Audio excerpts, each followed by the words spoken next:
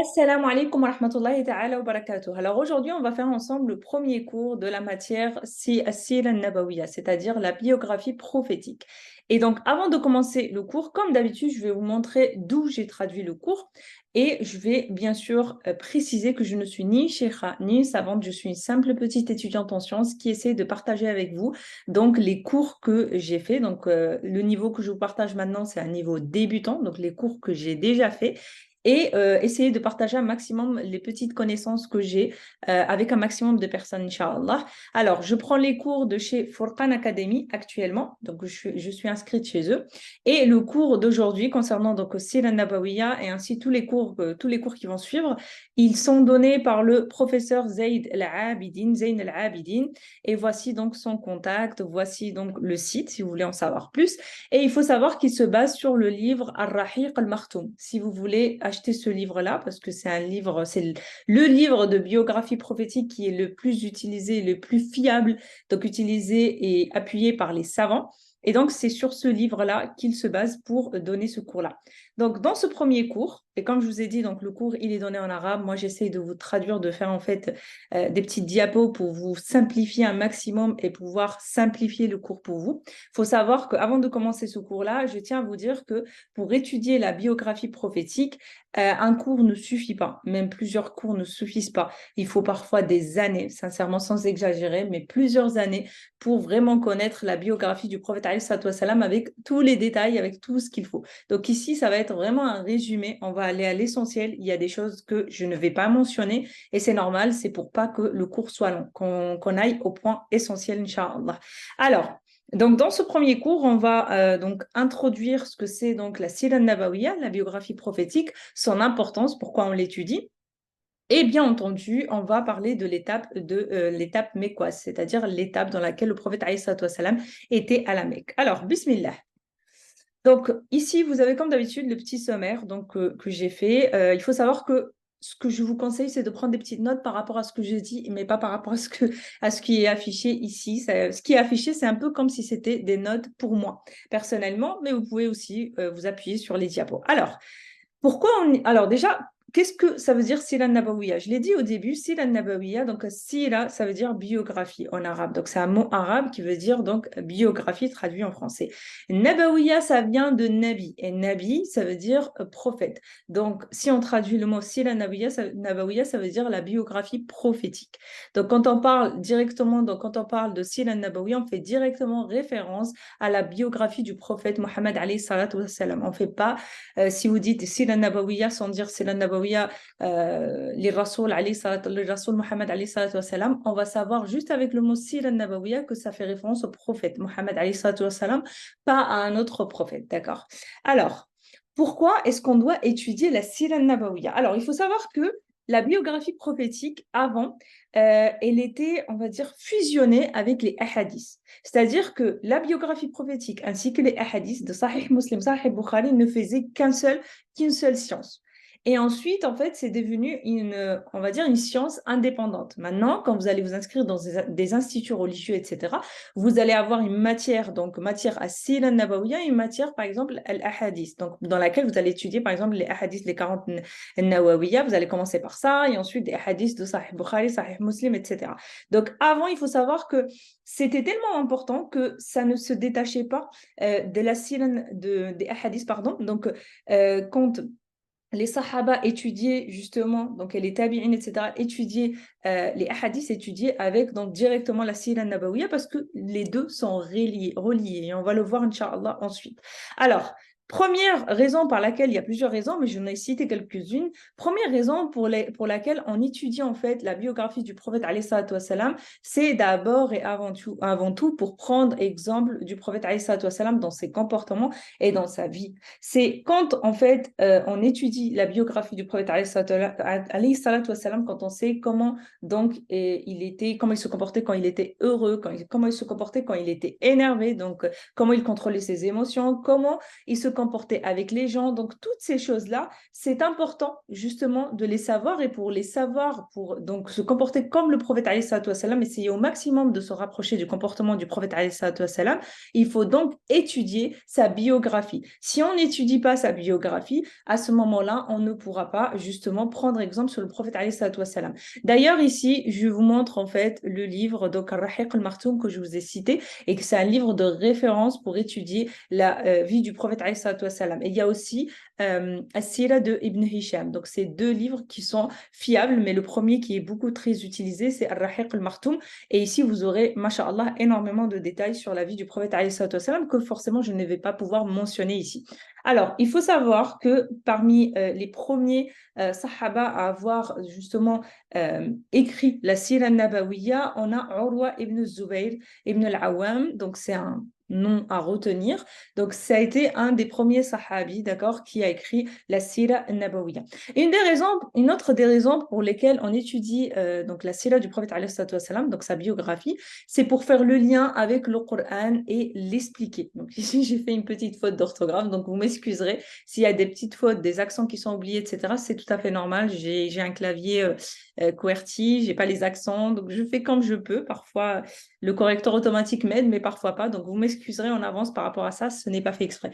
Alors, donc, comme je disais, la Sira Nabawiya fait le lien avec le Coran et l'explique. C'est-à-dire qu'en fait, dans la Sira Nabawiya, par exemple, dans le Coran, donc en lui-même, on a par exemple des sourates qui racontent justement des choses qui sont arrivées dans la vie du prophète alayhi salatu wassalam. On a beaucoup de sourates qui racontent cela, sourate al-Ahzab, par exemple, on a sourate aussi Al-Imran, dans lequel en fait, on peut seulement les expliquer avec des ahadiths, avec la Sira Nabawiya, avec ce que le prophète alayhi salatu wassalam nous a dit à ce sujet-là. Et ça me fait rebondir rapidement au sujet des coranistes. Alors, les coranistes, c'est un sujet que j'ai déjà traité plusieurs fois sur les réseaux sociaux, les coranistes qui se disent suivre que le Coran et pas les hadiths. Il faut savoir déjà que quelqu'un qui suit le Coran sans les hadiths ou quelqu'un qui suit les hadiths sans le Coran n'est pas un musulman. Un musulman suit le Coran et les hadiths, d'accord? Et donc, la sira du prophète alayhi salatu wassalam. Ceux qui prétendent suivre le Coran sans les hadiths ne peuvent pas comprendre le Coran sans la sira nabawiya, sans la sira nabawiya avec les hadiths, etc. Ne peuvent pas, simplement, ils vont juste interpréter de eux-mêmes s'ils n'ont pas justement les hadiths devant eux pour expliquer certaines sourates. Donc, c'est le cas des coranistes qui interprètent de eux-mêmes le Coran en général et selon leur passion. Alors, une autre raison pour laquelle on étudie donc la biographie du prophète alayhi salatu wassalam, c'est pour enlever les supposés, j'ai bien mis les supposées contradictions que certains non-croyants associent au Coran. On entend souvent dire, par exemple, que le Coran, et je ferai des vidéos à ce sujet-là, Inch'Allah, avec quelques exemples, mais on entend souvent dire qu'il y a des versets qui se contredisent. Ou sinon, il y a des personnes qui vont dire, par exemple, telle sourate avec telle sourate, tel verset, ça se contredit.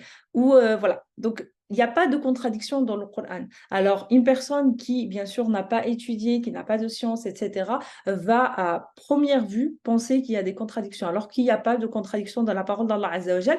Et justement, étudier la Sira Nabawiya, étudier en fait la biographie du prophète alayhi salatu wassalam, permet d'enlever ce voile-là au-dessus on va dire, de ces doutes-là et de toutes ces, enfin, expliquer toutes ces contradictions, entre guillemets, inexistantes en réalité, par rapport au Coran avec la Sira Nabawiya.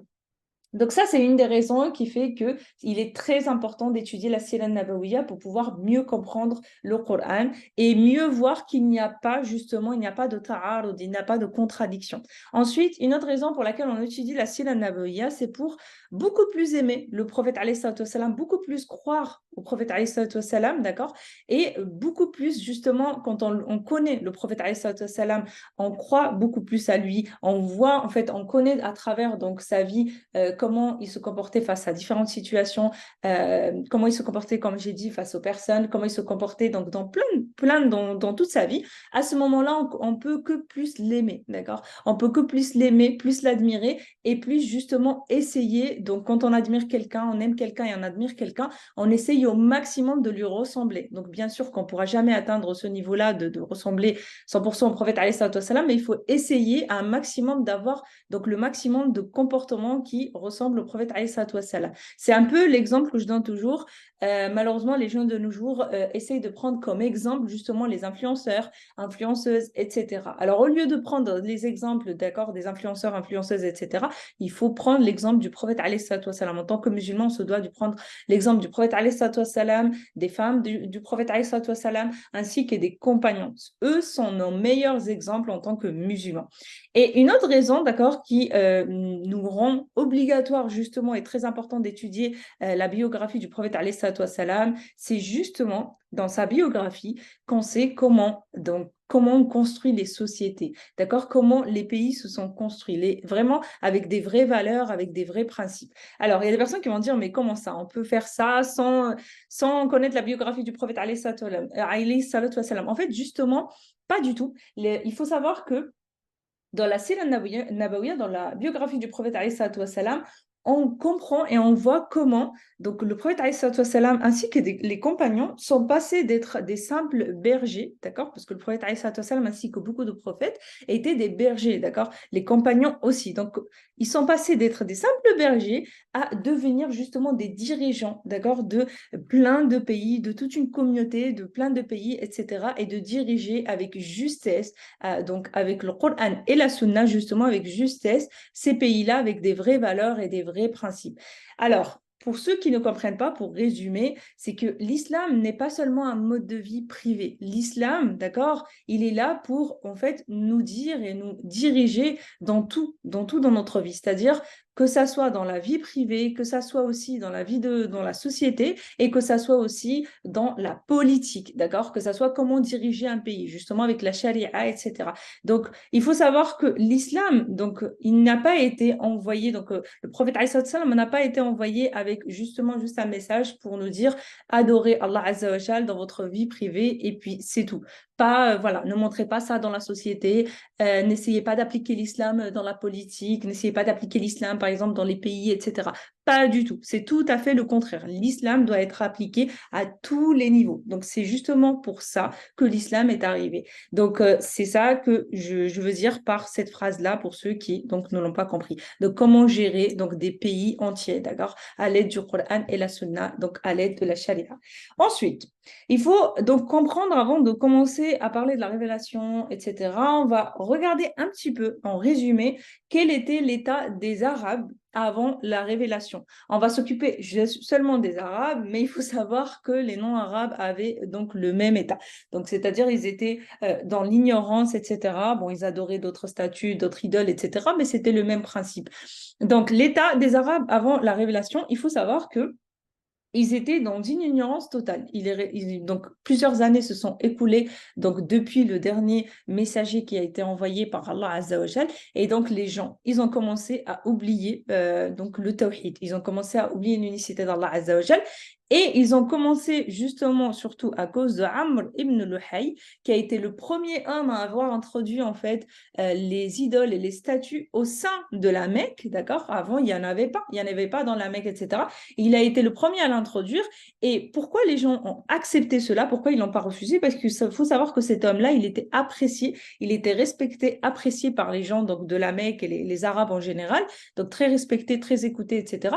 Lui, quand il a fait un voyage, il a vu des gens justement en dehors, etc., adorer des idoles, adorer des statues, etc. Il a trouvé que c'était une bonne idée et il a apporté donc des idoles, des statues au sein de la Mecque et les gens, ils ont commencé donc à les adorer. Et c'est ainsi que se sont écoulés plein d'années durant lesquelles donc les Arabes malheureusement justement ils ont commencé à adorer les idoles, les statues, etc. Et ils ont oublié justement l'unicité d'Allah Azza wa Jal et ils ont oublié la religion d'Ibrahim alayhi salatu wassalam, la religion de Moussa alayhi salatu wassalam, la religion de Isa alayhi salatu wassalam. Donc la même religion. Ils ont oublié l'islam, justement la soumission à Allah Azza wa Jal.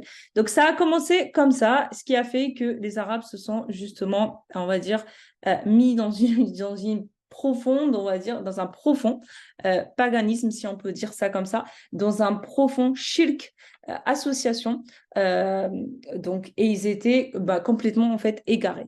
Et justement, quand on dit qu'ils adoraient ces statues et ces idoles, il y a des personnes qui vont se demander mais comment ils les adoraient? En fait, un type d'adoration, par exemple, ils faisaient les prières au lieu de faire les prières à Allah Azza wa Jal, etc.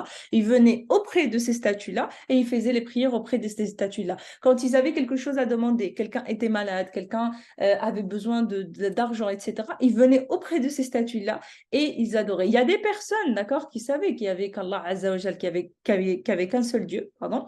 Mais par contre, ce qu'ils pensaient, eux, dans leur tête, c'est que ces idoles, ces statues permettraient d'intercéder entre eux et Allah Azza wa Jal. Donc, c'est aussi ça une forme de shirk que je répète toujours. Le fait de mettre un intermédiaire entre toi et Allah Azza wa Jal, c'est aussi du shirk. Même si tu adores donc cette statue-là, etc., et tu sais que c'est que Allah Azza wa Jal qui peut décider, c'est lui qui fait tout, tu adores pas la statue en elle-même, mais dans ta tête, tu penses que cette statue-là peut être utile pour toi et peut intercéder pour toi, ça aussi, c'est une forme de shirk, une forme d'association, d'accord? Et c'est ce que faisaient beaucoup de Qurayshites à l'époque. Bien sûr que c'est connu que les Qurayshites aussi à l'époque, ils enterraient les filles vivantes, vraiment, donc dès qu'elles naissaient, donc dès qu'il y avait un nouveau-né, dès qu'il était une fille, ils l'enterraient. Bien sûr qu'ils laissaient quelques filles justement pour continuer à avoir des garçons, etc., et pour que l'humanité justement continue quand même, mais ils enterraient les filles vivantes. Et il faut savoir que je vais donc le mentionner juste après, je vais le mentionner, Inch'Allah, juste après, qu'il y a un homme qui était pieux, etc., qui essayait d'empêcher que ceci se fasse et il essayait de leur dire, c'est moi qui vous donne l'argent, c'est moi qui m'occupe de ces filles, mais arrêtez justement de les tuer sans raison, de les enterrer sans raison. Donc, je vais le mentionner juste après, Inch'Allah. Il faut savoir aussi qu'à l'époque, donc avant la révélation, avant l'arrivée de l'islam, les femmes n'avaient aucun droit. Et je l'ai mentionné à plusieurs reprises, je tiens à en dire un petit mot ici. Avant l'islam, les femmes vraiment n'avaient aucun droit. Elles étaient utilisées justement comme des marchandises. Et que ça soit chez les Arabes et même chez les non-Arabes. Et chez les non-Arabes, c'est resté pendant très longtemps comme ça d'ailleurs. Et donc, quand je dis aucun droit, c'est-à-dire elles étaient, quand par exemple un mari mourait et laissait derrière lui sa femme, ses enfants, etc., la personne qui allait hériter, donc c'était pas la femme qui allait hériter donc des biens du mari parce qu'elle n'avait pas le droit à l'héritage, première chose, mais la personne qui allait hériter les biens de son mari, il allait hériter la femme avec les biens, c'est-à-dire qu'elle était utilisée vraiment comme un bien, quoi. Donc que la personne, il pouvait hériter cette femme-là et voilà, prendre ses enfants ou pas les prendre, mais la femme, elle était héritée. Donc la femme n'avait pas le droit à l'éducation, n'avait pas le droit justement à l'héritage, n'avait pas le droit donc au divorce, n'avait pas le droit de plein de choses, n'avait pas le droit à son propre argent justement, n'avait pas le droit à plein de choses. Et quand l'islam est arrivé, il lui a donné énormément de droits.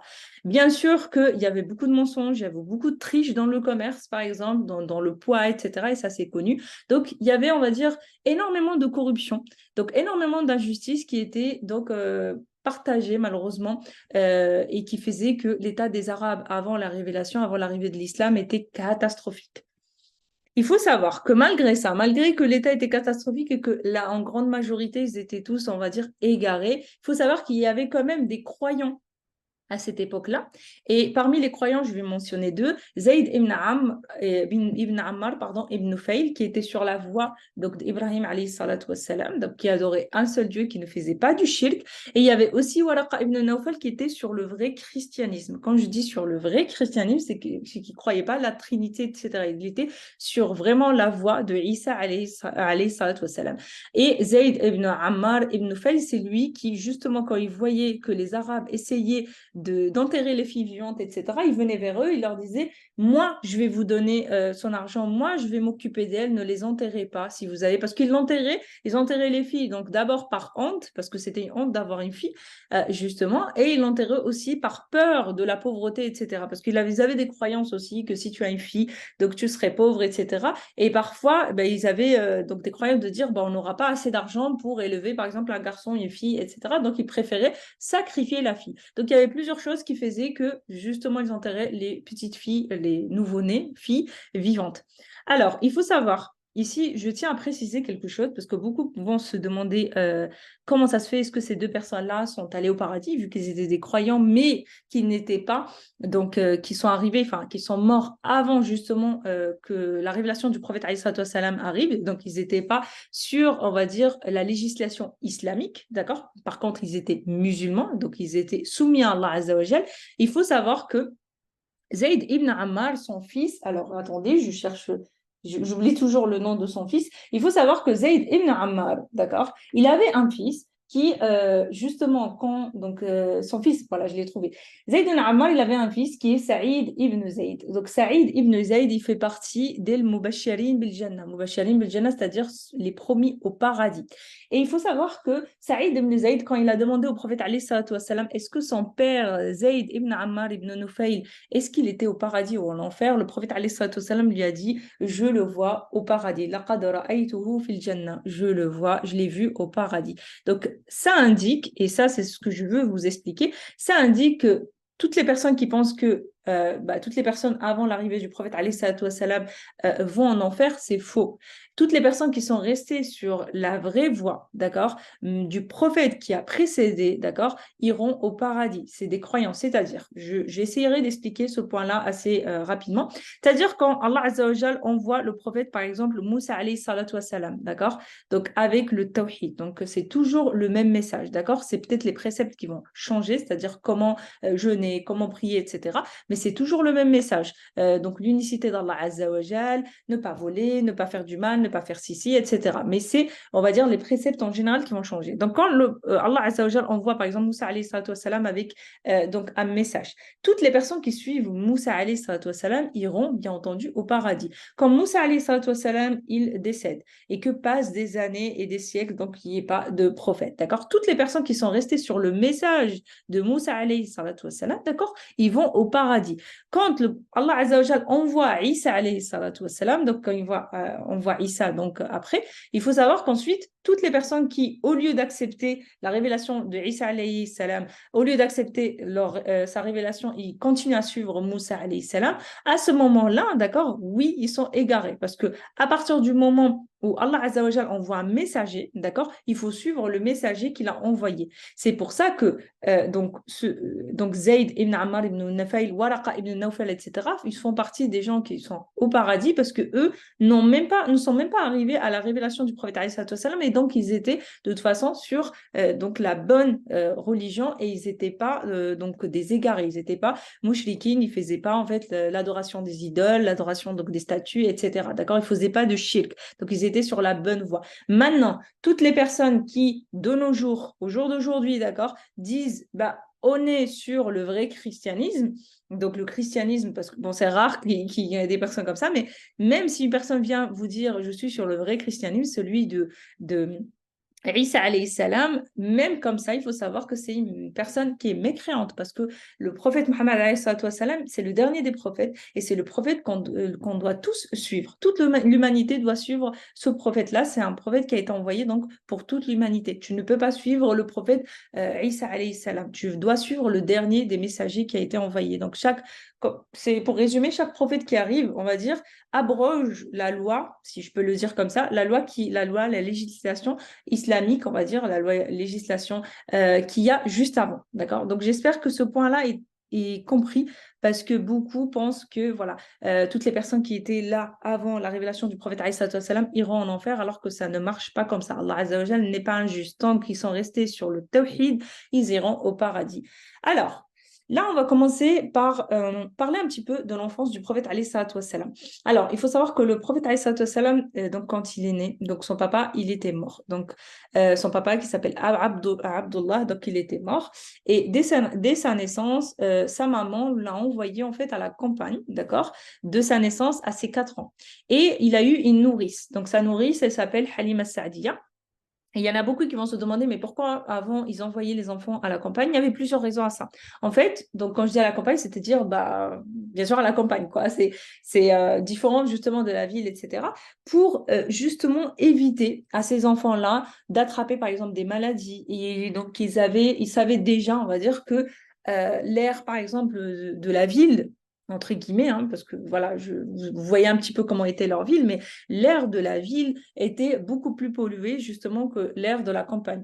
Et donc, ils disaient que leurs enfants, justement, s'ils étaient donc allaités par une nourrice qui habitaient à la campagne, ils allaient avoir donc une bonne qualité de lait, ils allaient être mieux justement éduqués, etc. Et qu'ils allaient en général, donc ils étaient bergers, etc. Et qu'ils allaient aussi apprendre tout ce qui est, par exemple, le tir à l'arc, tout ce qui est monter sur cheval, tout ce qui est, toutes ces choses-là. Donc ils apprenaient, et il y a aussi une chose qui est importante, ils apprenaient aussi l'arabe. Donc il faut savoir que l'arabe, des gens qui sont dans la campagne, donc il était connu que les gens de la campagne, donc l'arabe, a maîtrisé l'arabe mieux que les gens de la ville. Ils étaient, comment dire en français, alors, bon, ils le maîtrisaient mieux, c'est-à-dire qu'ils étaient vraiment, ils avaient une meilleure maîtrise de cette magnifique langue. Donc, les gens préféraient envoyer leurs enfants à la campagne dès leur plus jeune âge jusqu'à un certain âge. Le prophète, alayhi salatu wassalam, il est resté jusqu'à l'âge de 4 ans, d'accord? Et à l'âge de 6 ans, donc après, il est revenu chez sa maman. À l'âge de 6 ans, sa mère, elle est décédée, donc Amina. Et son grand-père, donc Abdul Muttalib, il a pris le relais dans son éducation. Et à l'âge de 8 ans, son grand-père décède et c'est son oncle Abu Talib qui prend le relais dans son éducation. Donc ça, c'est des informations, c'est un minimum que je vous donne ici d'informations, pas des choses très compliquées, un minimum d'informations à savoir sur l'enfance du prophète alayhi salatu wassalam. Comme vous voyez, j'essaie de ne pas rentrer trop dans les détails. Alors, le début de la révélation. Il faut savoir que la révélation a été descendue sur le prophète alayhi salatu wassalam quand il avait 40 ans. Comme j'ai dit, c'est un prophète qui est envoyé à toute l'humanité, donc à tout le monde, d'accord? Donc, dans des sociétés qui étaient malheureusement donc remplies de corruption, remplies de perversion, remplies de justement de shirk, etc. Il a été envoyé pour toute l'humanité. Il a reçu la révélation donc à l'âge de 40 ans. La durée de la da'wa, donc de la révélation, était de 23 ans. 13 ans à la Mecque et 10 ans à Médine. Et justement, là, on commence par la révélation qu'il a reçue à Médine. Il faut savoir que parmi les 13 ans, donc qu'il a reçu les 13 ans à la Mecque, 3 ans se sont faits en privé, d'accord? La da'wa en privé. Alors, pour ceux qui vont se demander c'est quoi la da'wa en privé, il faut savoir que le prophète, alayhi salatu wassalam, donc il a reçu le wahi, d'accord? Et la première chose qu'il a reçue comme wahi du Coran, c'est Iqra. Donc, c'est Iqra. Iqra. Iqra bismi rabbika alladhi khalaq. Et il a reçu aussi, donc parmi donc, les premiers versets qu'il a reçus au prophète, alayhi salatu wassalam, c'est Ya ayyuhal mudaththir qum fa'andir, d'accord?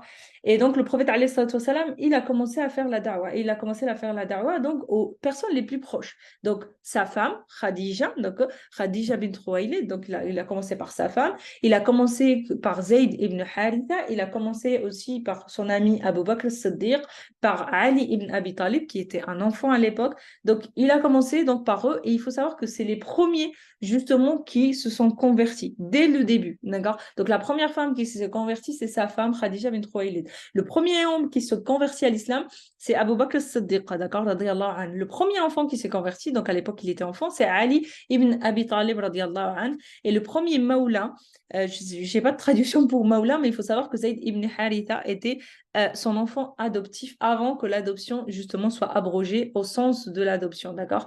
Donc Zayd ibn Haritha était le premier Maula qui s'est converti à l'islam. Ensuite, après, il y a eu le premier esclave après sa libération qui s'est converti, c'est Bilal ibn Rabah.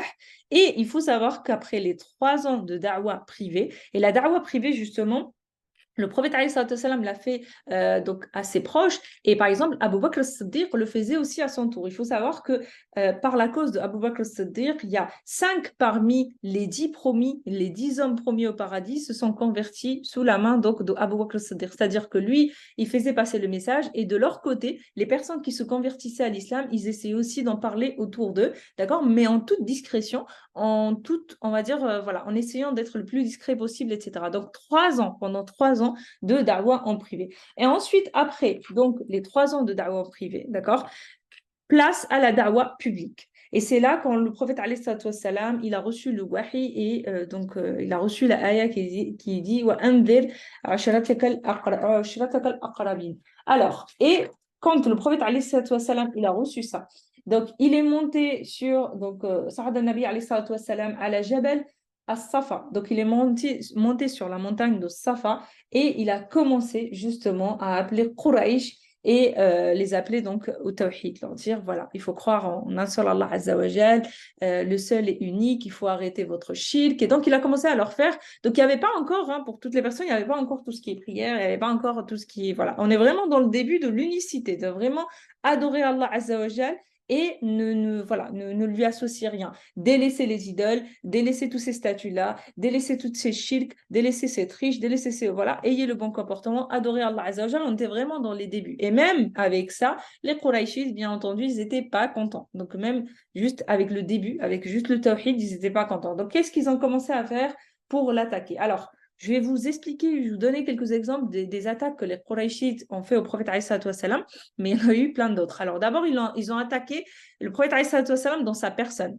C'est-à-dire, ils ont commencé à dire que donc c'est un menteur. Donc ils ont commencé à dire que c'est une personne qui n'est pas de confiance, c'est un menteur, c'est voilà, ils ont attaqué lui en personne dans sa personne. Ça n'a pas marché, pourquoi? Parce qu'il faut savoir que le prophète alayhi salatu wassalam, justement avant qu'il fasse la dawa en public, on l'appelait donc as-Siddiq al-Amin, c'est-à-dire les Quraishites eux-mêmes gardaient par exemple leur or, leur trésor, toutes leurs choses justement, leur appartenance, etc. Quand ils voulaient la garder chez quelqu'un de confiance, ils allaient chez le prophète alayhi salatu wassalam. Donc il était connu d'être quelqu'un qui est Siddiq al-Amin, d'être quelqu'un qui ne ment pas et d'être quelqu'un sur lequel en fait véridique, avec lequel on peut lui faire confiance. Donc même s'ils ont commencé par attaquer sa personne et commencer en fait, on va dire, à gâcher sa réputation en quelque sorte et dire ne l'écoutez pas, voilà, c'est quelqu'un de ça, ça, ça. Personne ne les a écoutés, personne ne les a crus justement sur ça. Donc ils ont dit, bah ça va pas marcher, ce qu'on va faire, c'est qu'on va attaquer les paroles justement, le wahi, donc la révélation. Et on va commencer à dire que ce qu'il dit en fait, c'est, on va dire, il disait en fait, قالوا أساطير الأولين. Il disait qu'en fait, c'est des légendes anciennes, des histoires anciennes justement. Donc ils ont commencé à dire ça, ils ont commencé bien sûr à dire que c'est du poème, ils ont commencé à dire que voilà, c'est de la magie, enfin, ils ont rien laissé. Donc ils ont essayé tout, vraiment de gâcher sa réputation, etc. et de le rendre, on va dire, moins crédible devant les personnes auxquelles il faisait la da'wah en essayant de toutes les méthodes. Les autres méthodes qu'ils ont utilisées par la suite, c'est des négociations et essayer donc la corruption. C'est-à-dire, ils ont essayé de lui proposer en lui disant, par exemple, si tu as envie, par exemple, ils lui ont dit, donc je vais vous dire en arabe, ils lui ont dit, Ya Muhammad, law turid al-mulk malaknak alayna. C'est-à-dire, oh Muhammad, si tu veux en fait donc être roi en quelque sorte, tu seras notre roi, tu vois. Ils disent, law turid al-sharaf, law aradta al-ghina, donc, ils ont essayé de lui dire, si tu veux être riche, on te donnera toutes les richesses que tu veux. Si tu veux être, par exemple, parmi genre, la personne la plus importante parmi nous, on te donnera ça. On te donnera ce que tu veux. Donc, ils essayaient donc de négocier avec lui en lui donnant des choses de la dunya. Et ils lui disaient juste, arrête, en fait, arrête ta da'wah et on te donne tout ce que tu veux. Ils sont même arrivés, d'accord, à lui dire, ok, on est d'accord, on va accepter d'adorer ton Dieu, parce que c'est ce qu'il disait, on va accepter d'adorer ton Dieu à ta manière, en quelque sorte, mais on va faire une année, c'est toi qui adores notre Dieu, et une année, c'est nous, on adore ton Dieu. Est-ce que ça marche comme ça? Donc, ils ont essayé ce type de négociation, mais rien n'a marché avec le prophète, alayhi salatu wassalam, bien entendu. Et quand ils ont vu que rien de tout ça n'a marché, ils ont commencé les persécutions, ils ont commencé les tortures et les massacres envers les compagnons du prophète, alayhi salatu wassalam, d'accord? Et c'est là qu'il y a eu donc les premiers shuhada, d'accord? Soumaïa, on la connaît, donc la première martyre en islam, et il y a eu plein d'autres martyrs en islam, et ils ont commencé, bien sûr, c'est là qu'ils ont commencé à torturer Bilal ibn Rabah. Donc l'histoire, vous la connaissez. Donc là, je vais passer, Inch'Allah, donc j'ai passé rapidement sur ça, mais c'est un épisode, si vous voulez en savoir plus, comme je l'ai dit, vous lisez, Inch'Allah, le livre et vous aurez vraiment plein de détails. Donc ils ont commencé à les persécuter, ils ont commencé à essayer de leur faire mal à tout prix. Et donc le prophète, alayhi salatu wassalam, ce qu'il a fait, c'est qu'il a envoyé, en fait, quand il a vu que voilà, c'était compliqué, que les personnes qui se convertissaient couraient un grand danger. Ce qu'il leur a conseillé, c'est de faire une première en fait migration vers Al-Habasha, l'Abyssinie. Je ne sais pas si on la lit comme ça, l'Abyssine.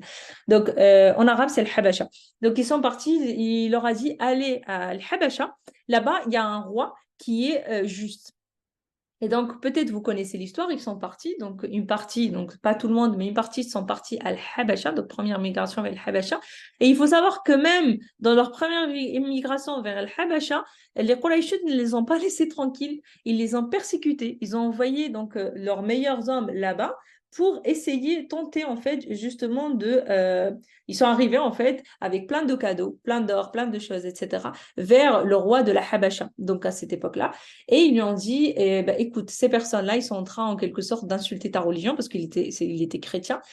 Ils sont en train de dire des choses vraiment horribles sur ta religion, etc. Ils ont essayé donc de le faire tourner en fait le roi contre les migrants qui sont arrivés donc pour se réfugier auprès de ce roi-là dans son pays. Et il faut savoir qu'ici, et je pense que tout le monde, si vous avez vu Al-Risala ou si vous avez un peu lu, même si vous n'avez pas vu le Risala, etc., il faut savoir qu'à ce moment-là, au moment où ils essayent en fait de retourner le roi contre justement les musulmans qui arrivent, un des musulmans, je n'ai pas le nom, je ne sais pas si c'est Ibn Ja'far, mais un des musulmans prend la parole et répond à ces accusations. Et répond justement à ces accusations avec donc ce que le prophète alayhi salam leur a enseigné sur l'islam. Et en répondant justement très bien, en sachant se défendre, d'accord, avec donc la science donc de l'islam, etc., en sachant répondre, il avait convaincu justement le roi de la Habasha et il avait promis justement de les protéger et de les garder dans leur pays. Alors pourquoi je cite ce passage-là? Parce que dans ce passage-là, notre prof nous a dit, c'est là qu'il est important de comprendre que vraiment le fait d'apprendre sa science religieuse est très important. Parce que certes, il est déconseillé, bien sûr, de vous mettre dans des combats et dans des débats interreligieux, bien entendu, mais si vous connaissez votre religion très bien, si jamais un jour vous vous retrouvez en fait dans une situation dans laquelle on attaque l'islam, dans laquelle on dit des choses fausses sur l'islam, etc., et que vous êtes présent, vous pourrez prendre la parole et défendre l'islam. Mais imaginez si vous ne connaissez pas très bien votre religion et vous vous retrouvez dans une situation dans laquelle quelqu'un dit des mensonges sur l'islam et que vous n'avez même pas les connaissances suffisantes pour pouvoir répondre et dire ça c'est faux parce que ça, et voici les preuves, ça. Voilà, de répondre comme ça. Donc c'est pour ça que notre prof il s'est arrêté sur cette histoire-là pour nous dire il est très très important justement de connaître sa religion pour justement pour soi-même avant tout, mais aussi pour pouvoir la défendre si jamais vous vous retrouvez dans des situations comme ça, sans rentrer comme je vous ai dit dans des débats interreligieux. Alors pour continuer sur ça, il y a eu une première migration et il y a eu une deuxième migration, d'accord, vers l'Abyssinie. Et il faut savoir que euh, est venu le boycott de Banu Hashim par les Qurayshites. En fait, les Qurayshites, ils ont tellement tout essayé, ils ont commencé après le boycott. Et il y a eu un boycott en fait économique sur les musulmans, donc économique mais social. Économique, ça veut dire quoi? Ça veut dire qu'ils essayaient de faire en sorte que rien ne puisse leur parvenir. Il faut savoir que les Sahaba et le prophète alayhi salam sont arrivés au point de manger carrément des feuilles d'arbres, d'accord? Ils sont arrivés à ce point-là, tellement le boycott vraiment était très, très, très, très, très, vraiment très poussé.